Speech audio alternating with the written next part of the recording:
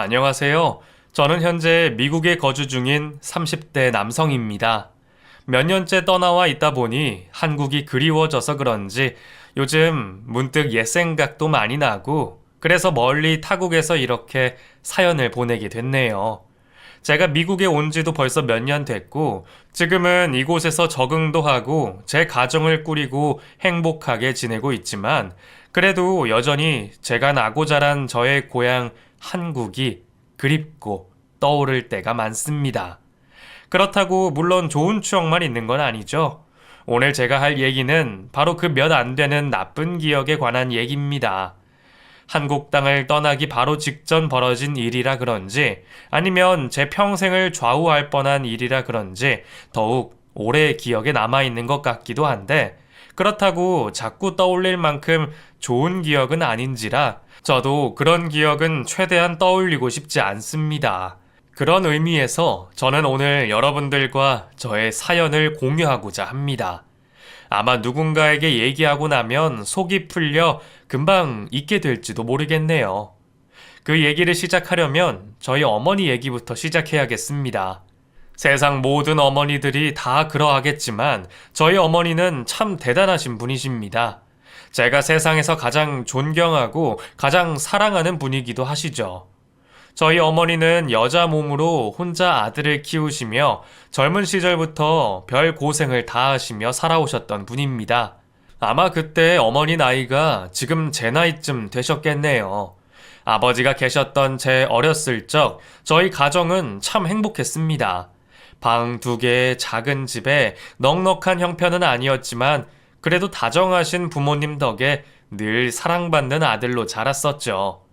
어릴 때야 바라는 게 많지 않기도 하고 그저 부모님 귀여움 받고 건강하게 뛰어노는 것이 행복의 기준이 되었기에 그래서 저는 걱정도 없이 참 행복했습니다.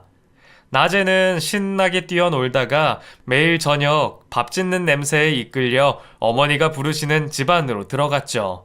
그러면 때마침 아버지가 저 멀리서 퇴근을 하시는 모습이 보이셨습니다. 낡은 부츠를 신고 현장 일을 다니시던 아버지는 먼지 가득한 셔츠를 털어내며 저를 안아주곤 하셨었어요. 먼저 씻어야지 성격 급하다는 어머니의 괜한 타박에도 너털 웃음 터트리는 아버지는 저를 꼭 끌어안아 주셨고 저는 먼지 냄새와 스킨 냄새가 섞인 아버지의 따뜻한 품이 참 좋았습니다. 그렇게 아버지 머리 뒤로 노을 져가는 하늘을 보고 있으면 그 모든 것이 어우러져 마치 행복의 마침표를 찍는 그런 기분이 들었어요. 어려서 그 감정을 뭐라 표현하지는 못하겠지만 별것 아닌 그 기억이 이렇게 오랫동안 선명한 것을 보면 어린 시절 저는 분명 행복했던 것 같습니다. 두 분은 열심히 살아오신 것에 비해 가진 것이 없으셨습니다. 집안 형편 탓에 공부도 길게 하지 못하셨고 때문에 고된 일 하시며 남들보다 더 노력을 하셨을 겁니다. 하지만 행복한 가정을 꾸리셨으니 누구보다 성공한 분들이셨죠. 늘 열심히 바깥 일을 하시던 아버지와 그런 아버지가 벌어오시는 봉급으로 생활을 알뜰살뜰 꾸리시는 어머니. 두 분의 사랑 안에 저는 참 무럭무럭 자라났습니다. 그때는 별 걱정도 없고 생각도 없던 철없던 시절이었어요. 학교가 끝나면 집에 책가방 던져놓고 동네 아이들과 어울려 총싸움이나 하고 다녔으니까요. 비비탄 쏘아대며 온 동네를 쏘다니고 식구들과 맛있게 저녁을 먹고 다음날 또다시 놀 궁리를 하면 그만이었습니다. 하지만 그렇게 평생 철들지 않을 줄 알았던 저는 제 예상보다 일찍 철이 들어야 했습니다. 그날은 다른 날과 똑같이 평범한 날이었습니다. 유난히 학교에 가기 싫었지만 그래도 오후에 친구들과 어울려 놀 생각에 꾸역꾸역 신발에 발을 집어넣고 어머니의 배웅을 받으며 유리문을 열고 집을 나섰습니다. 아직 어려서 그런지 공부에 별 흥미 없던 저는 하교 시간이 오기만을 기다리며 시계를 쳐다보고 있었는데 갑자기 처음 보는 선생님이 교실 문을 여시더니 저를 불러내셨죠. 뭔가 잘못됐구나 느낀 것은 처음 보는 그 선생님을 본 직후였습니다. 저는 낯선 그 선생님을 따라 급하게 병원으로 향했고 거기서 주저앉아 울고 계시는 어머니의 모습을 보게 됐습니다. 그 광경이 너무 낯설고 두려워 차마 어머니 곁으로 갈 수가 없었어요. 겨우 선생님 손에 이끌려 어머니 앞에 다가섰더니 정신 못 차리고 울고 계시던 어머니가 저를 부여잡고 통곡을 하시더라고요. 아버지 이름을 끝없이 부르시는 어머니의 목소리를 들으며 저는 난생 처음으로 정신이 혼미해진다는 것을 느낄 수가 있었습니다. 지독한 소독약 냄새에 웅성거리는 사람들 소리가 멀리 아득하던 중 저는 병원 전광판에 떠있는 아버지 이름을 발견할 수 있었습니다. 수술실에 들어있다는 아버지 이름을 발견한 저는 어머니의 설명 없이도 그 상황을 자연스레 이해했던 것 같습니다.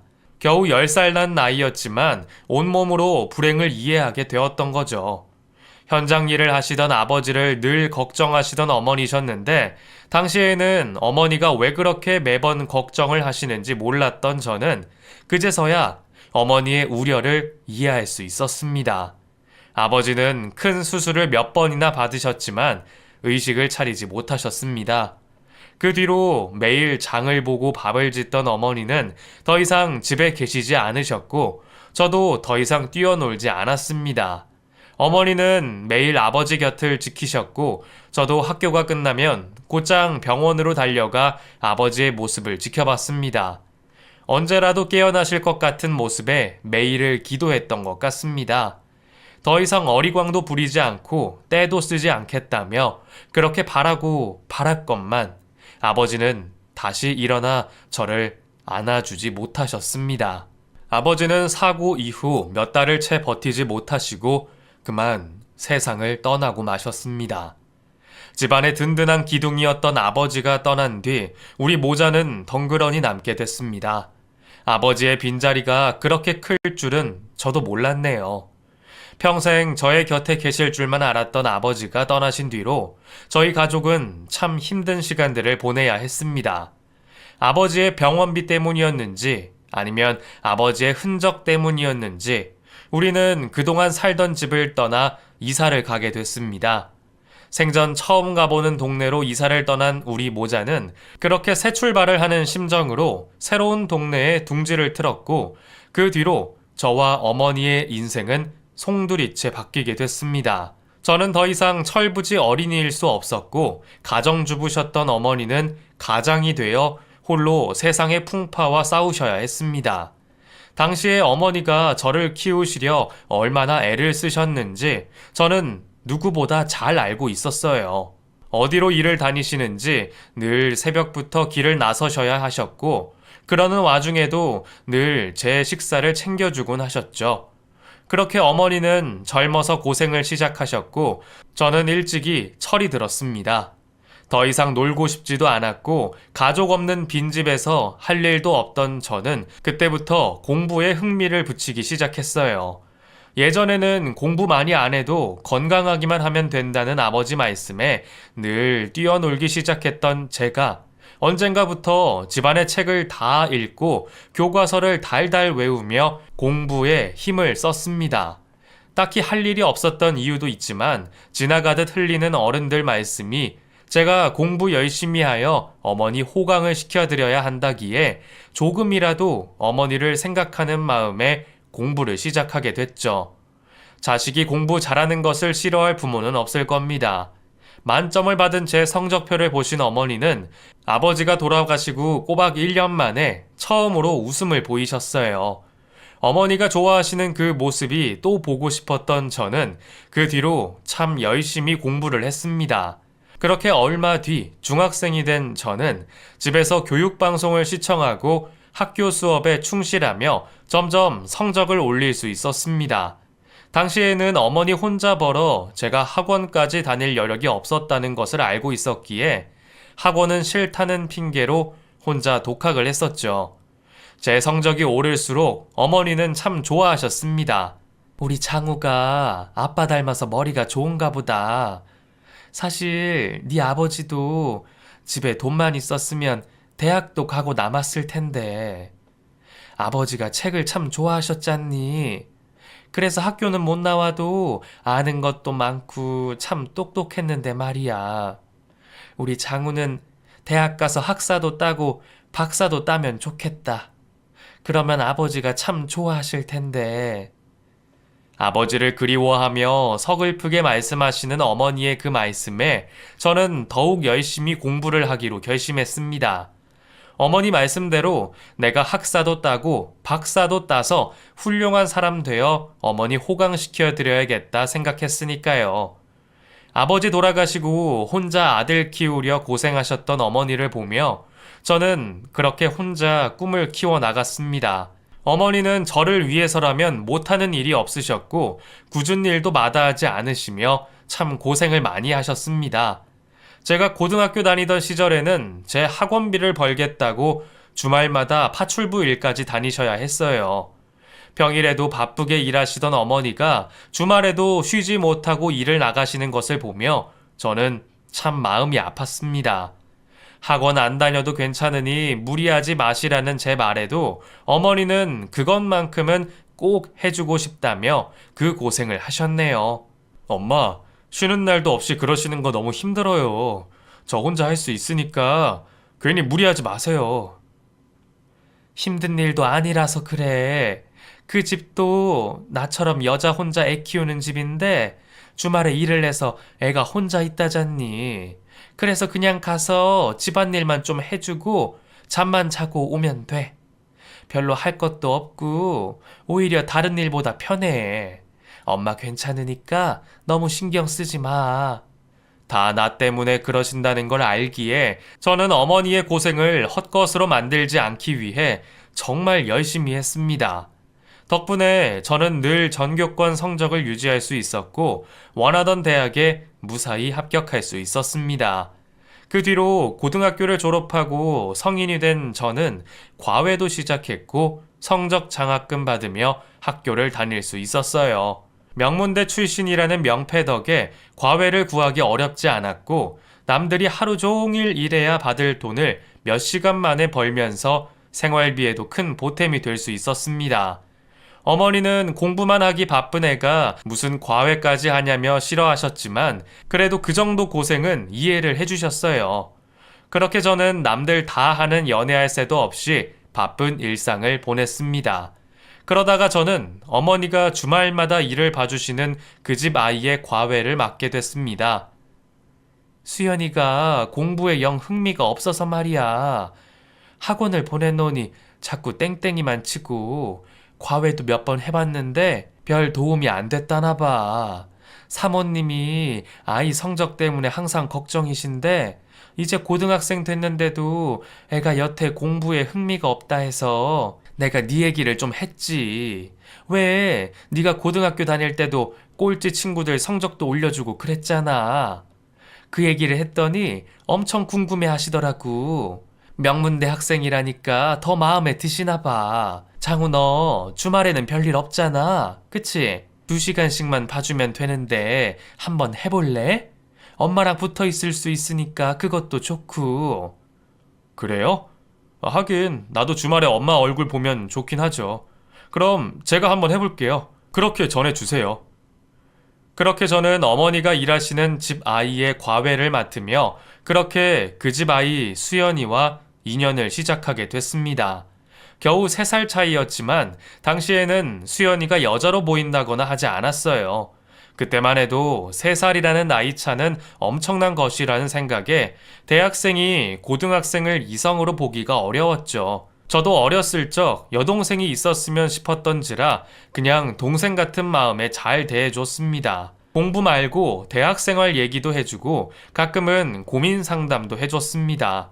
어머니 말씀처럼 수연이는 공부에는 영 흥미가 없는 아이였어요. 그냥 보통 아이들처럼 아이돌 좋아하고 노래하고 춤추는 걸 더 재미있어 하는 것 같더라고요. 중등 기초 과정도 미처 떼지 못한 탓에 초기에는 기초를 쌓으려 고생했었죠. 그래도 가르치면 곧 잘 따라하고 열심히 해보려 하는 덕에 크게 힘들지는 않았습니다. 어머니 말씀으로는 그동안은 과외를 하면서도 늘 딴청이었다는데 제 수업은 웬일로 잘 들었던 모양이에요. 사실 중상위권 학생들이 성적을 올리는 것보다 하위권 학생들이 성적 올리는 게 더 쉽죠. 덕분에 기초만 쌓여도 성적은 쑥쑥 오를 수가 있었어요. 제 덕이라기보다는 수연이가 워낙 기초가 없었던 탓이었죠. 하지만 눈에 띄게 오르는 성적에 수연이 어머님이 참 좋아하시더라고요. 다 제 덕이라며 제게 참 고마워하셨었어요. 아유, 장우 덕분에 요즘 수연이 성적이 얼마나 올랐는지 몰라. 그동안 비싼 과외에 학원에 돈 들여서 별짓 다 해봐도 아무 소용이 없었는데 어쩜 그래? 그게 어디 제 덕인가요? 다 수연이가 열심히 한 덕분이죠. 수연이도 그동안 공부에 흥미가 없어서 그랬지 하면 잘 할 거예요. 저는 그냥 옆에서 도와주는 것뿐이죠. 어머, 겸손하기도 해라. 그게 수연이 제 덕이면 내가 그동안 그 고생을 했게? 다 장우 학생 덕분 맞다니까. 장우 엄마는 참 좋겠어. 아들이 이렇게 공부도 잘하고 착하고 겸손하기까지 하네. 그동안 나한테 괜히 아들 자랑한 게 아니었구나. 아유, 우리 사위 삼고 싶네, 정말. 그때는 제가 칭찬을 받아서 기쁘다기보다 어머니가 일하시는 곳에서 패기치지 않고 좋은 얘기를 들은 게 기뻤죠. 어머니가 좋아하시니 그게 좋았고요. 수연이 어머님은 많이 기쁘셨는지 그 뒤로 제 과외비도 더 올려주시고 심지어 저희 어머니 월급까지 올려주셨더라고요. 아니, 사모님이 수연이 성적 오른 게 다 내 덕이라면서 월급까지 올려주시더라? 앞으로도 수연이 신경 많이 써달라 그거겠지 뭐. 예전처럼 와서 자고 갈 수 없냐 그러는 거 네 핑계 대면서 겨우 뿌리쳤네. 아휴, 그래도 수연이가 철이 들어서 다행이지. 옛날에는 사춘기라서 그런지 나한테 짜증도 심했는데 요즘은 얼마나 얌전한지 몰라. 그렇게 저는 군대에 갈 때까지 수연이의 과외를 봐줬고 어머니도 수연이가 성인이 된 후에는 그 집 일을 그만두게 되셨습니다. 그 집에서는 더 있어줬으면 하셨던 것 같지만 어머니가 이제 아이도 다 컸고 그만하겠다 하셨던 거죠. 그렇게 그때 인연은 그렇게 끝나는 줄만 알았습니다. 그래도 저희 형편이 나아진 덕에 어머니는 이전처럼 고생하지 않으셔도 됐고 저는 하루빨리 어머니를 호강시켜드릴 날만 고대하고 있었죠. 그 사이 저는 대학을 졸업하고 대학원생이 됐습니다. 대학원생이 된 저는 논문에 연구에 정신없이 바쁜 시간들을 보내며 교수의 꿈을 키워가고 있었습니다. 처음부터 교수가 되겠다는 작정은 아니었는데 제가 하던 공부에 흥미를 가지다 보니 오래 공부하고 싶은 생각이 들더라고요.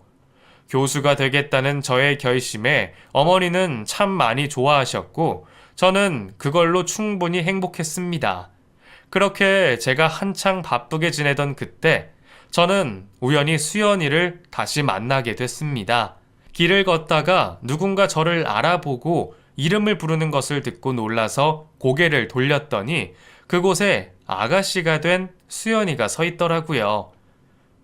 오빠 장우 오빠 맞지? 어? 너 설마 수연이니? 세상에, 너 이제 다 컸구나. 그럼 고등학교 졸업한 지가 몇 년인데 당연한 소리 하고 있어. 오빠야말로 이제 아저씨 같네. 나도 많이 늙었지? 야, 근데 너 선생님이라 그래야지 오빠가 뭐야? 오빠야말로 언제적 얘기야? 이제 내 과외하는 것도 아닌데 선생님은 무슨 아저씨라고 하려다가 말았네. 그래. 너 편한 대로 부르는 거지 뭐. 아, 근데 어떻게 이런 데서 다 보냐? 잘 지내지? 아주머니도 잘 계시고.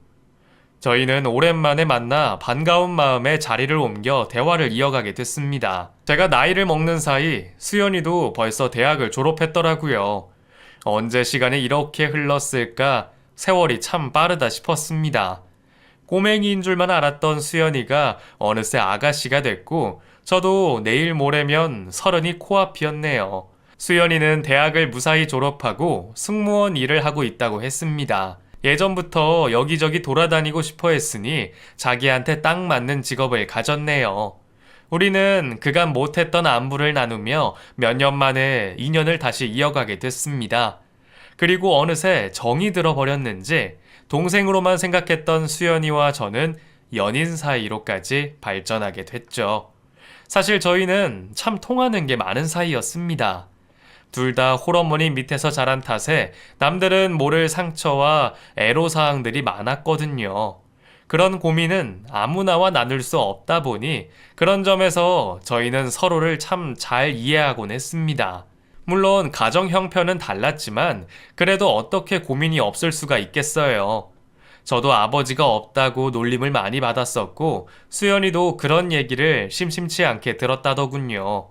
남자 아이들만 짓궂은 줄 알았더니 여자 아이들도 만만치 않았던 거죠. 심지어 수연이 어머님이 술집을 운영하신다는 것을 가지고 놀리고 괴롭히는 아이들이 있었기에 어쩌면 수연이가 그래서 더 학교 생활에 마음을 못 잡았는지도 모르겠습니다.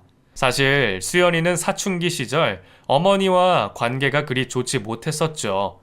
학교에서는 부모님 직업으로 놀림을 받았고 수연이 어머니 역시 술집 한다는 사람들 편견 때문인지 늘 수연이에게 바라시는 게 많았거든요. 그래서 예전에는 수연이가 제게 그런 말도 많이 하곤 했습니다. 선생님이 우리 엄마 아들이었으면 엄마가 엄청 좋아했을 텐데 맨날 나한테 공부 못해서 어쩔 거냐고 대학이라도 가야 사람들이 안 무시한다고 그러거든요. 근데 선생님은 명문대 다니고 공부도 잘했으니까 엄청 사랑받았겠다. 홀어머니 밑에서 나와 비슷한 아픔과 상처를 가진 그 아이에게 저도 모르게 신경이 쓰였는지 모르겠습니다. 그렇게 서로의 상처를 잘 알았던 저희는 연인이 된 이후에도 서로를 보듬으며 애정을 키워갔습니다. 물론 서로 바쁜 일정 탓에 보통 사람들처럼 자주 만나지는 못했지만 바쁜 와중에도 데이트를 즐기며 우리들만의 추억을 쌓아갔죠. 그렇게 저희가 어느새 3년이라는 시간을 함께 해왔네요.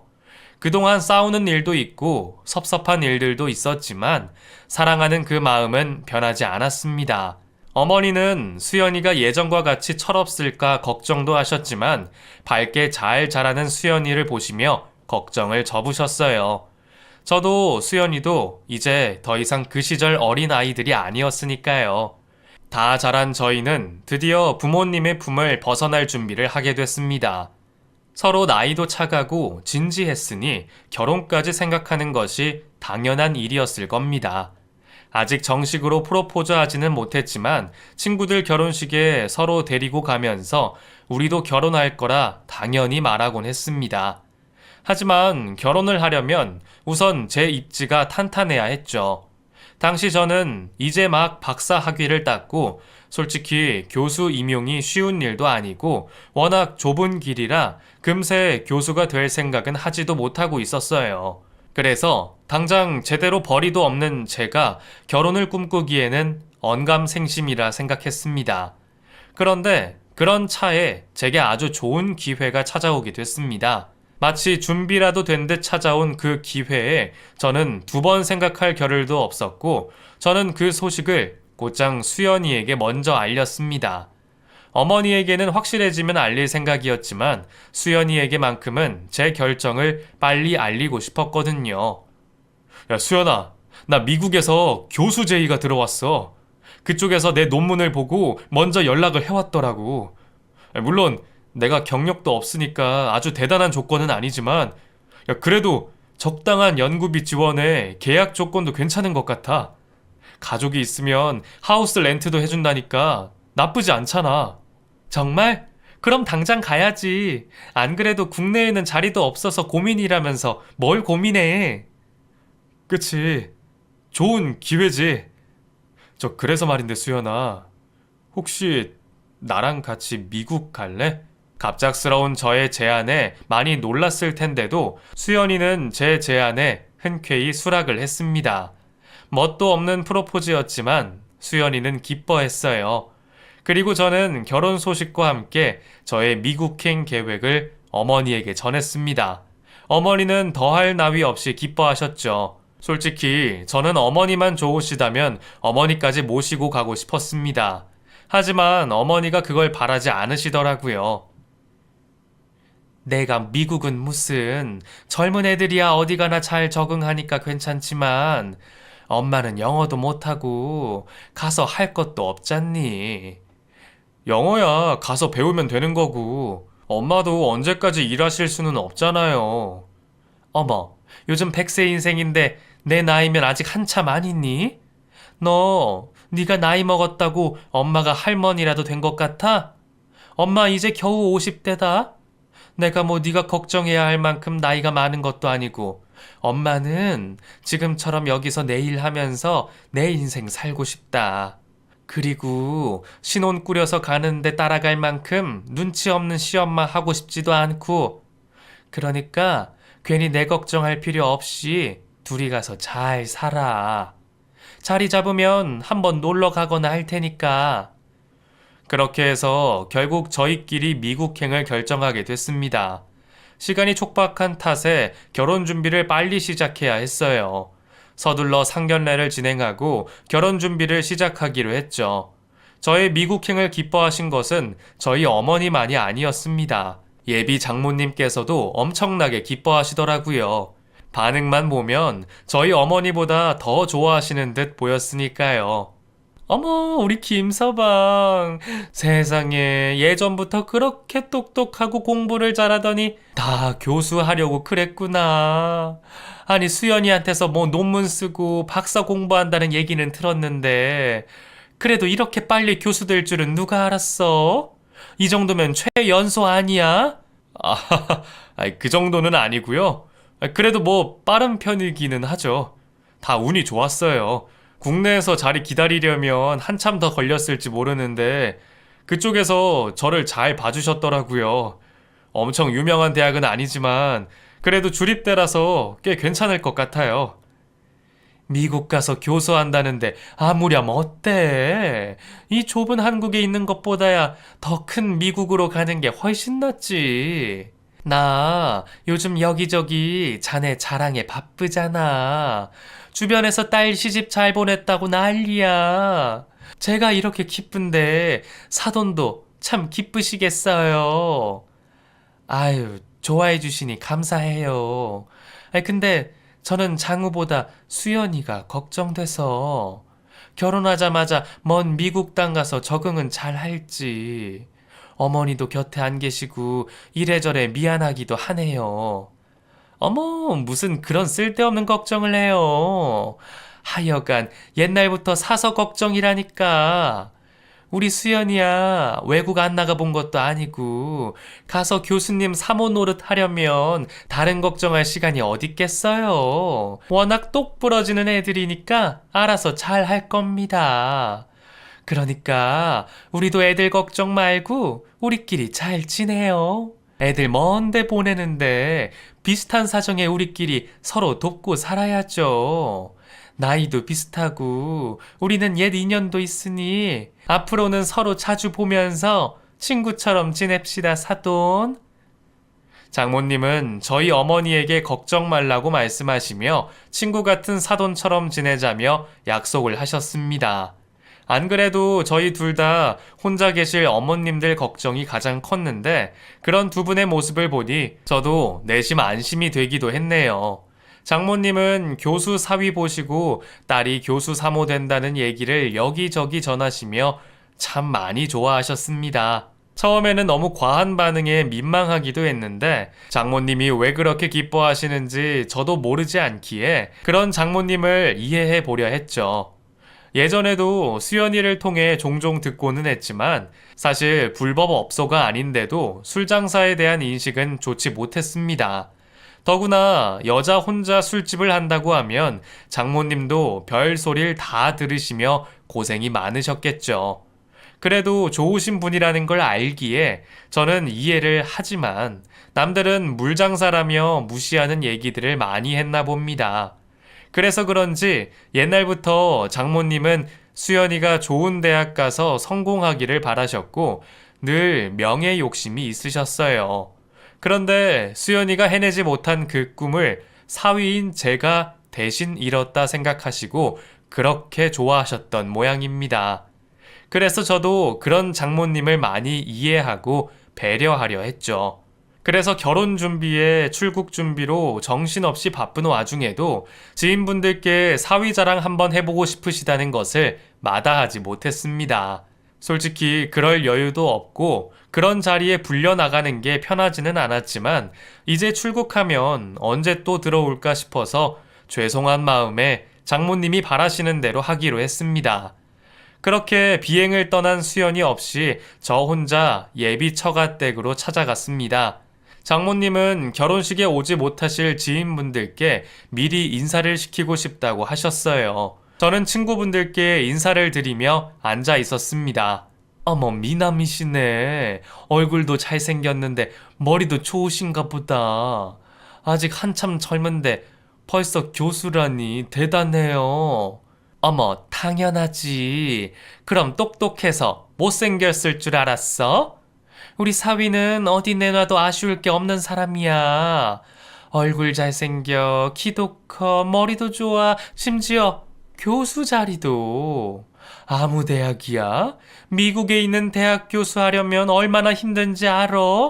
한국 애들 가르치는 거랑 차원이 다르지. 그러게 장여사가 괜히 자랑한 게 아니네. 장여사 수연이 출세시키고 싶어 하더니 대단한 사위 봐서 참 좋겠어. 칭찬이신 건 알지만 제가 자랑을 좋아하는 성격이 아닌지라 저는 그 자리가 불편하기만 하더라고요. 게다가 장모님이 갑자기 그 자리에 계신 지인분 유학 자리까지 부탁하시는 바람에 더 불편해졌습니다. 김서방, 미국 교수하면 학생 한 명 정도는 추천서 같은 걸로 꽂아줄 수 없나? 네? 추천서요? 여기 이 사람 막내 아들이 미국 유학을 생각 중인데 미국 유학이 쉬워야 말이지. 혹시 자네가 도와줄 수는 없을까 해서. 그 정도는 되잖아. 그치? 장모님의 기대를 깨트리기는 싫지만 아직 임용도 안 된 제가 할 수 있는 일도 아니었고 된다고 해도 저는 그런 청탁을 받을 생각이 없었습니다. 결국 자리가 불편해진 저는 화장실을 가겠다는 핑계로 자리를 피했습니다.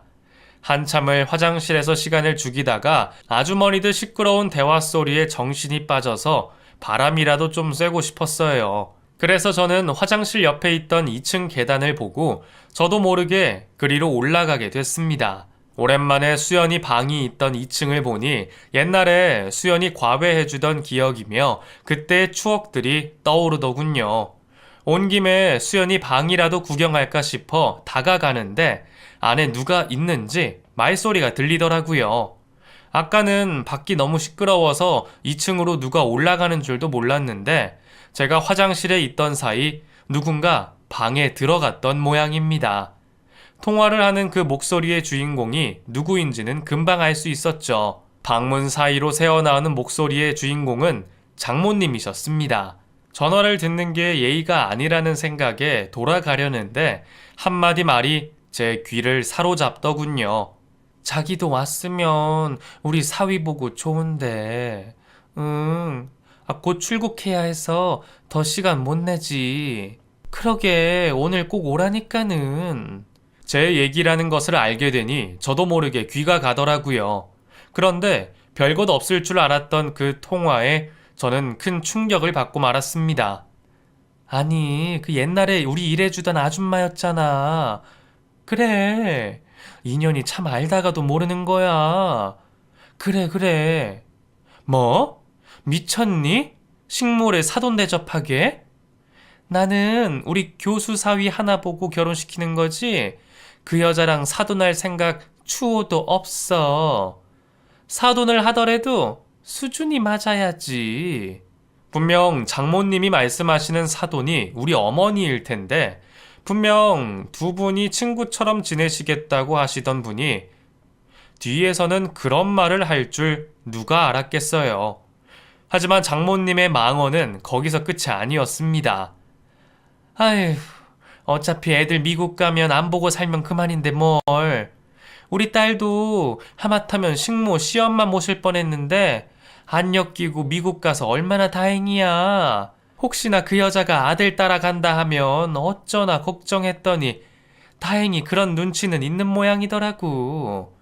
그래도 돈 없고 못 배운 여자가 어떻게 아들 하나는 잘 키웠어. 하긴 그 여자가 반찬은 참 잘했는데. 아이, 그러면 친하게 지내는 척 불러가지고 와서 일이나 좀 시켜야겠다. 아이, 그 여자도 오지랖이 넓어서 말이야. 해달라면 돈도 안 받고 해줄걸? 나는 교수 사위에 공짜 식모까지 생기네. 그동안 저와 어머니에게 옛 인연을 들먹이며 잘해주시던 그 장모님이 맞는 건지 저는 뒤늦게 알게 된 장모의 속마음에 큰 충격을 받고 말았습니다. 그동안 가면을 쓰고 우리를 대했구나 생각하니 술집 사장이 괜히 술집 사장이 아니다 싶더군요. 뒤늦게 깨닫게 된 장모라는 여자의 진심에 저는 파혼과 함께 복수를 결심하게 됐습니다. 당장이라도 방으로 들어가 뒤집어 엎고 싶었지만 저는 조용히 1층으로 내려갔습니다. 아무것도 모르는 그 지인들은 서로 자기 아들 미국 유학 보내겠다며 제게 조언을 구하며 지들끼리 신이 났더군요. 그래서 학교가 어디라고 그랬죠? 우리 애들 좀 알아주면 참 좋을 텐데. 이런 거 부정청탁이라는 거 모르세요? 자녀들 유학 보내고 싶으면 공부를 시키셔야지. 이런 자리나 쫓아다니면서 청탁이나 하고 싶으세요? 그렇게 해서 대학 들어가면 뭐합니까? 자기 노력도 없는데? 정신 차리시고 이럴 시간에 애들 공부나 시키세요. 아니면 본인들이 공부를 좀 하시던지요. 옛날부터 유유상종 근묵자흑이라더니 저희 장모님이랑 다들 수준이 비슷하신 것 같네요. 저는 바빠서 먼저 간다고 전해주시고 잘들 놀다 가세요. 저는 장모가 내려오기 전에 그 말만 하고 자리를 벗어났습니다.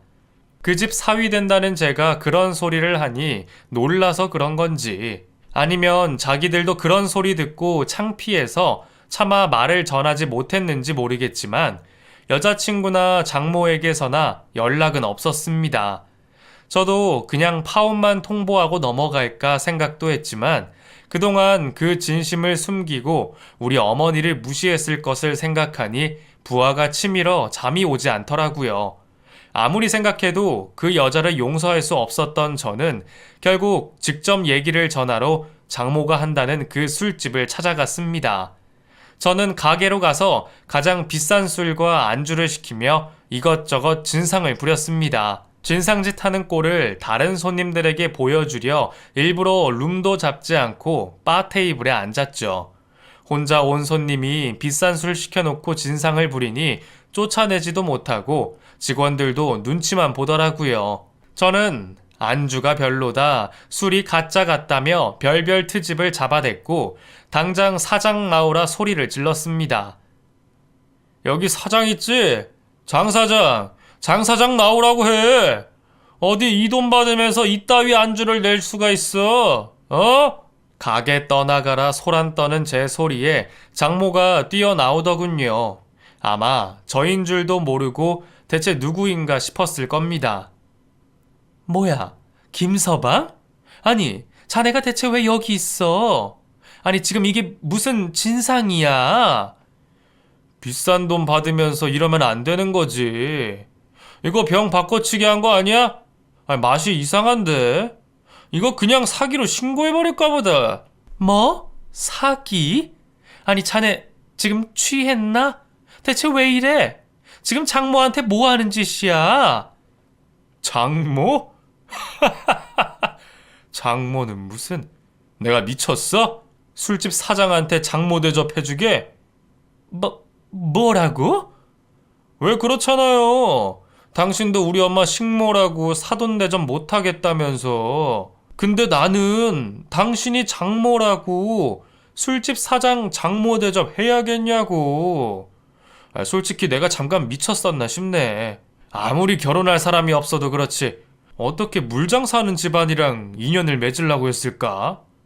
아유, 아마 내가 공부를 너무 오래 해서 정신이 나갔었나 봐요. 그쵸? 근데 나는 이제 미국 가서 교수할 사람인데 이렇게 수준 안 맞는 집이랑 결혼할 수는 없잖아. 제가 도저히 그쪽 집이랑 수준이 안 맞아서 그러니까 따님, 그냥 데려가셔서 수준 맞는 사위 구하세요. 저는 파혼하려니까. 결국 제가 자기 대화를 들었다는 것을 알아챈 장모는 다음날 딸과 함께 저희 집으로 찾아와 사죄를 했습니다. 사돈, 제가 실수를 했습니다. 제가 그러려고 그런 게 아닌데 김서방이 오해를 좀 했나 봐요. 저는 그냥 옛 인연이 이어진 게 신기해서 별 의미 없이 그런 거예요. 제가 설마 교수 어머님 되실 분을 식모라고 무시하겠어요. 제발 파혼만은 말아달라고 말려주세요. 어머니, 저 오빠랑 못 헤어져요. 저희 사랑하는 거 아시잖아요. 제가 내다보지도 않았더니 엄한 저희 어머니를 붙잡고 사정을 하더군요. 결국 제가 나와 다시 한번 파혼을 통보했습니다.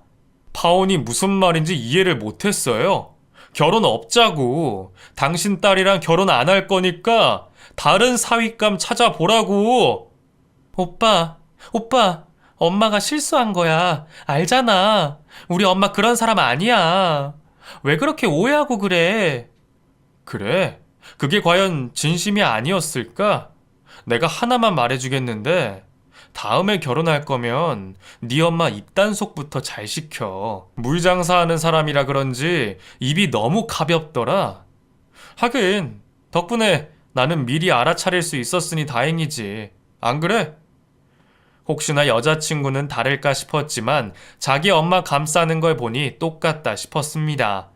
두 모녀는 모진 제 말에도 무릎 꿇고 빌었지만 저는 그 사과를 받아줄 생각이 없었죠.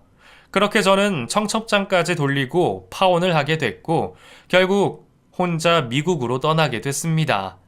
제가 파혼까지 하게 되며 어머니는 당황하시고 어쩌면 자기 때문이라 속상해 하셨지만 그래도 결국 제 뜻을 존중해 주셨어요. 그 뒤로 저는 어머니에게 죄송한 마음에 더 열심히 살았던 것 같습니다. 제가 자리를 잡아놓고 어머니를 모셔와야겠다 싶었거든요. 그렇게 열심히 살았더니 덕분에 저는 이곳에서 결혼도 하고 자리도 잡을 수 있었네요. 그리고 얼마 전 어머니도 이곳으로 모셔왔죠. 그 사이 나이 드신 어머니도 손주 볼 생각 때문이신지 한국에 계시겠다 고집 피우지 않으시더라고요. 덕분에 저는 드디어 원하던 가정을 꾸려 행복한 일상을 보내고 있습니다. 타향살이가 쉽지는 않지만 사랑하는 제 가족이 있으니 저는 어디든 천국이다 싶네요. 어쩌면 제 잘못된 선택으로 이런 행복을 놓쳤을지 모른다는 생각에 지금 누리는 이 행복이 더욱 절실합니다. 그러니 여러분도 저처럼 좋은 인연들만 만드시며 행복하시기만 바라겠습니다.